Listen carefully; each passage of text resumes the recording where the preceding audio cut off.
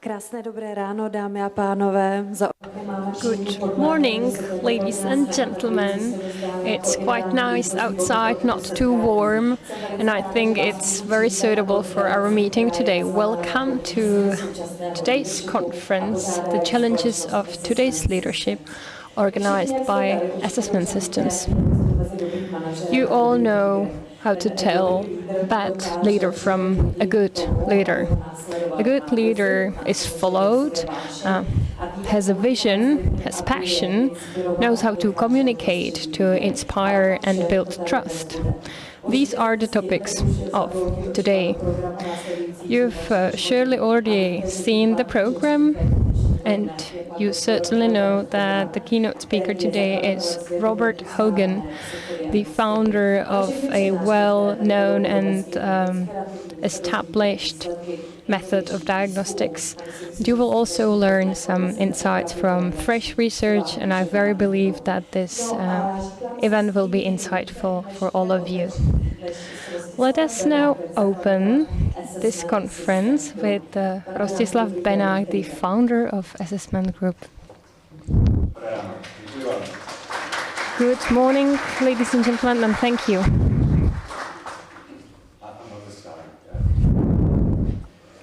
A great morning to everybody. Úžasné dobré ráno všem. Je totálně nádherný vidět tolik. Good morning. It's really beautiful to see that you are, that there are that many of you here, that you're more than people waiting, queuing for vaccine. If you don't mind, I was just saying that it's so wonderful to see that many people elsewhere than queuing up for vaccine, herding together. So that's very pleasant. Thank you very much for coming. Thank you very much for your trust to Assessment Systems. You've been giving it to us for more than 20 years. We celebrated birthday last year. Surviving 20 years in human capital consulting in Europe is not an easy job. So thanks for that. You can please kindly take this conference as a gift, COVID-belated gift for the birthday. The keynote speaker, I'm extremely happy that accepted the invitation, Professor Dr. Robert Hogan. You know his official CV, right? So that's nothing to be mentioned. But since we know with Bob for quite a long time, maybe I can tell you a few things that you don't find in an official CV. And it might be a good moment to switch to Czech now. No, I won't do that to you.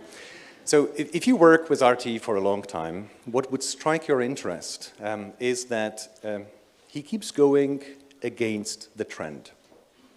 So whatever is the trend, he's typically going against, not because he's querulant, but because he sees different things that other people see at that point of time. So it goes back to 60s when personality was of no interest in the United States. Those of you who are psychologists, how many psychologists that have we got in the room? Okay, condolences to you.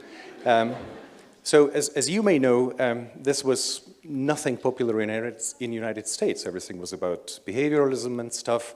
RT was going ahead with psychology of personality. He created a socioanalytical theory of personality that was probably not getting much attention for the next decade until they realized it does explain things that needed to be explained, and it worked. It actually served prediction. So that proved to be opposite when the time passed by.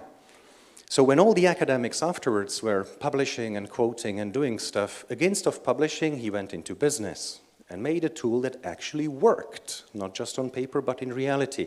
Even today, by the independent reviews of British Psychological Society or American Psychological Association, it still scores the highest, even though it's one of the original tools. So going forward, with his going against, when everybody focused on business, he focused on students.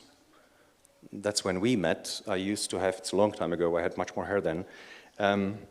And later, when everybody focused on leadership and charisma and how the best people shall be self-promoting themselves, he again took a turn and went into humbleness, coining the humbleness thing in leadership, which actually seems to be working far better. And he actually executed it himself, so you may know that Hogan Personality Inventory is actually a Big Five tool. However, it was published before the first officially recognized Big Five tool, and he never cared to claim the victory himself, which probably speaks about the humbleness. So I'd better short it up, not to ruin your speech. But going forward, when everybody was celebrating successful leaders, he went to study failures, which was very unpopular. Leaders want to be celebrated for their successes, but he went into why they fail, which actually brought so much of an additional added value to understanding of leadership. And I'm so happy about last thing, which he's going against the trend. You know, everybody is into India, China. You know, little province capital in China has got more population than the whole bloody Czech Republic.